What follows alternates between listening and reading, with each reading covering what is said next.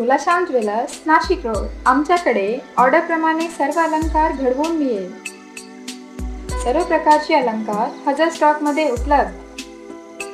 आमच्याकडे चोख सोन्यामध्ये पोहे हार, लक्ष्मी हार, बकू हार, पाटल्या, बांगड्या, गोफ, तोडे, बेडे, इतर दागिने ऑर्डरप्रमाणे तयार करून मिळतील. तसेच मंगळसूत्र, अंगठ्या, नेकलेस, कर्णफुले, चेन, लॉकेट भरपूर व्हरायटीमध्ये उपलब्ध. खरेदी करायची तर भोलाश्याममध्येच. सोने चांदीचे कुठलेही अलंकार घ्यायचे तर भोलाश्याममध्ये. आमचा पत्ता भोलाश्याम ज्वेलर्स, सोने चांदी व नवरत्नांचे व्यापारी, Kalantri house, Shivaji road, Nashik road. Phone number 9422770096, 9421803400, 9421508669. नमस्कार. अग्निर्ज्योती ज्योतिर अग्नि स्वाहा, सूर्योर्वर्चो अग्निर्वर्चो स्वाहा. हे मी वाचण्यासारखा श्लोक म्हटला आहे, पण त्याचा ताल स्वर वेगळा आहे. अग्निर्ज्योती ज्योतिर अग्नि स्वाहा असं आहे. म्हणजे मग तुम्ही सुद्धा, तुम्हाला मंत्र म्हणता येत नाही, त्याचा ताल स्वर चुकतोय, त्याच्यासाठी सरळ साधी भक्ती ओम महामृत्युंजयाय नमः हा जप करायचा. त्र्यंबकं जजामहे सुगंधिं पुष्टिवर्धनम्. हा पूर्ण म्हटलेला आहे मी, अर्धा म्हटला, पण हा श्लोक तुम्हाला तालस्वर म्हणता येत नाही, म्हणून ओम महामृत्युंजयाय नमः. कोणाची बायपास सर्जरी चालली आहे, ब्राह्मणाला बोलवायचं, त्याच्या जिभेवर सरस्वती असती.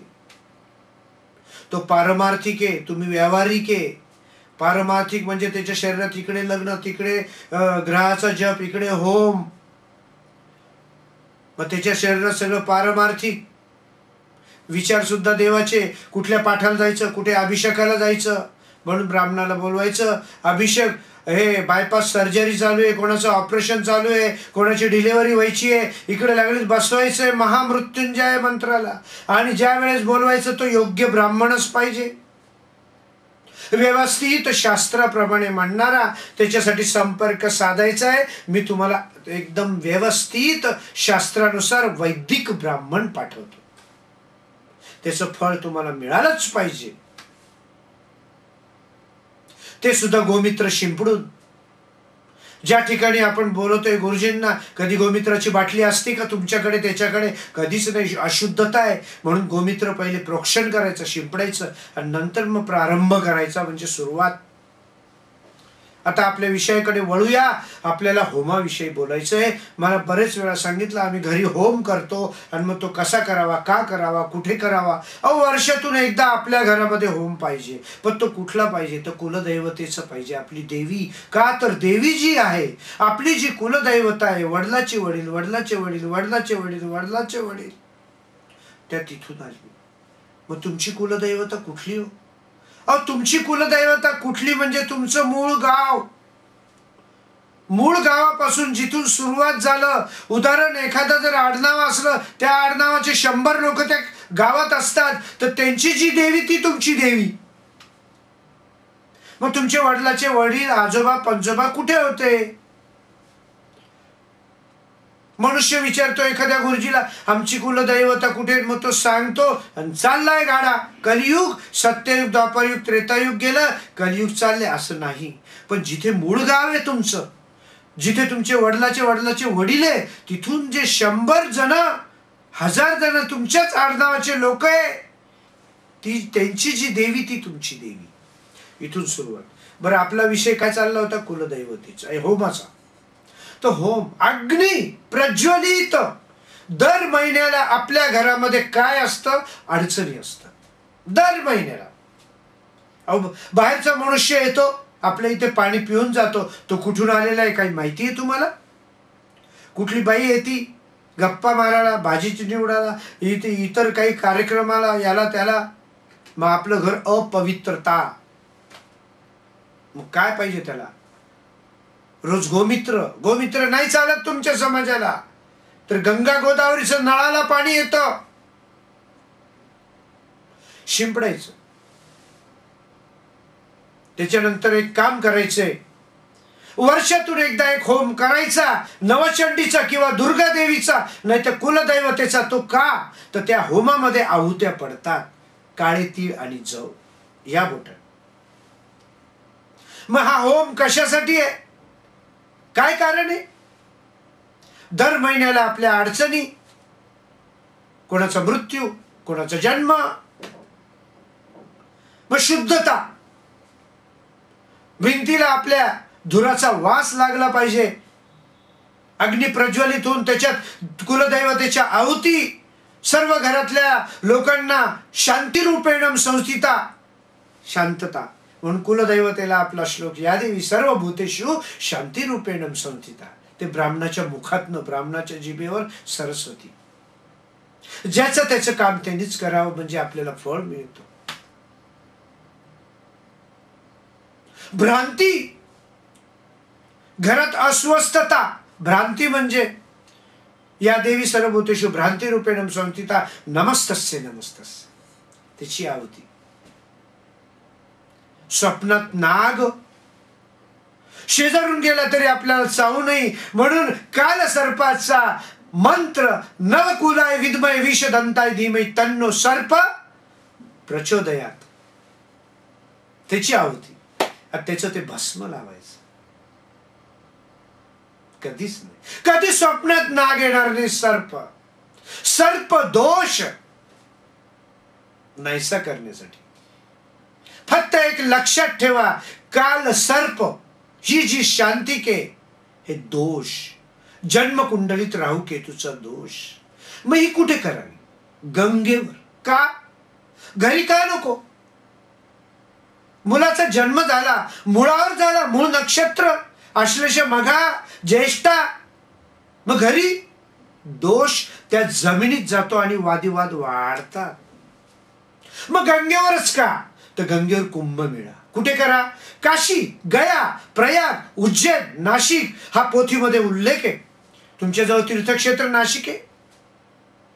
मग केव्हा करायचा? काय करायचा? राहू काळ कुठला? याचे मुहूर्त कुठले?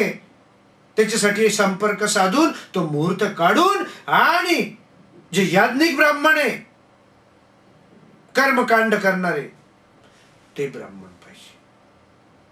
नाही तर आजकाल गुरुजी आणतो 4-5 पोरं, धोतर नेहरू शर्टन करा. मी ठिकाण पाहिले होमामध्ये काय रानशिनी पाहिजे, म्हणजे गाईच्या गौऱ्या, ज्याला म्हणतात रानशिनी, त्या रानातल्या गाई त्या गौऱ्या पाहिजे. तर म्हशीच्या गौऱ्या, म्हशीच्या, त्याला शुभा म्हणता. गौरीला काय म्हणता? शुभा. पण त्या म्हशीच्या गौऱ्या, लाकडं कुठलेही शास्त्र आपण एवढा खर्च करतोय. 2 हात तिसरे मस्तक सुद्धा चालत. पण आपल्याकडे 2 पैसे, एकदा वर्षातून एकदा चांगल्या मुहूर्तावर कुलदैवतीचा होम, नवचंडी, शतचंडी, या वेळेस जी जी रूपरेषा पाहिजे ती माझ्याकडनं घ्यायची, आणि गुरुजी 2-3 गुरुजी शास्त्राप्रमाणे करून घ्यायचे. प्रत्येक ठिकाणी गल्लोगल्ली होम चालतोय. नाशिक रोडला मोठे होम झाले, मी पाहिले, मी त्याची परीक्षा केली. कलियुग आहे. काय झालंय त्या होमाचं? शास्त्र चांगला मनुष्य, याज्ञिक, हुशार, त्याच्या अधिपत्याखाली होऊन जायचं. काशीचे आले ब्राह्मण, गयेचे आले ब्राह्मण, आणि होम हवन केलं. काय झालं तिथे होम हवन मध्ये?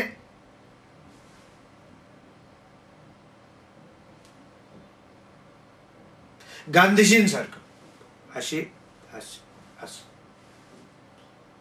एक लक्षात ठेवा, ज्या मनुष्याला शास्त्रानुसार माहिती आहे त्याला मनुष्याला आणायचं आहे. माझ्यासारखे पण आहे बरेच. त्यांनी फक्त देखरेख करायची आणि चांगले योग्य गुरुजी तिथे मागवायचे आणि एकदम नंतर होम करायचा. पहिले गोमित्र सगळीकडे शिंपडून, नंतर गंगेचं पाणी शिंपडून, आणि तीर्थयात्रेला जातात ती गंगेची आपण कॅन आणतो ते सुद्धा शिंपडायचं आणि नंतर मग होमाला सुरुवात करायचं. सकाळी होम चालला ब्रह्ममुहूर्तावर तर दुपारपर्यंत, दुसऱ्या प्रहरपर्यंत होम चाललेला आहे. बघा कशी लक्ष्मी येणार, शुद्धता घराची होणार. संपर्क साधायचा आहे, कुठल्याही बाबतीत मार्गदर्शन पाहिजे, फोन करायचा आहे. तुम्हाला नंबर माहिती आहे माझा, मागे दिलेला आहे बघा. 9822 हा कॉमन आहे आणि 31 51 आणि 34 हा नंबर. 9822 हा सगळ्यांना माहिती आहे. 31 51 आणि 34.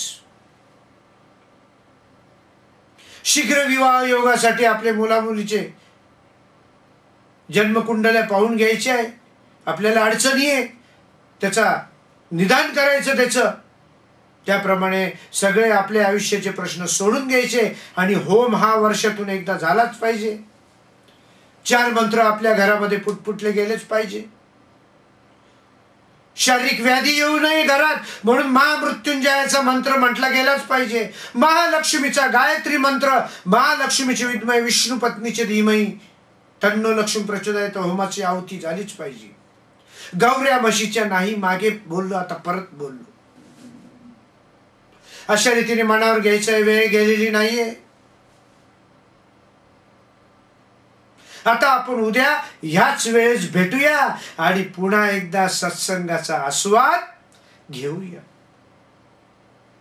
सर्वजण, मला माहिती आहे, मला लोकांचे फोन येतात, गुरुजी आम्ही तुमच्या सत्संगाची वाट पाहतो. 5 मिनिटं जरी उशीर झाला तरी मला फोन येतात की गुरुजी आम्ही सगळं इथे टेबलावर बसलेलं आहे, जेवणाचे सगळे ताटं मांडून, पण तुमचं ऐकण्या वाचून आम्हाला जेवण जाणार नाही. आम्ही ऐकतोय हे तुमचं.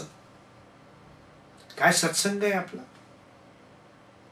याच्यातून, या सत्संगातून काही निष्पन्न निघालं पाहिजे, अमूल्य माहिती मिळाली पाहिजे.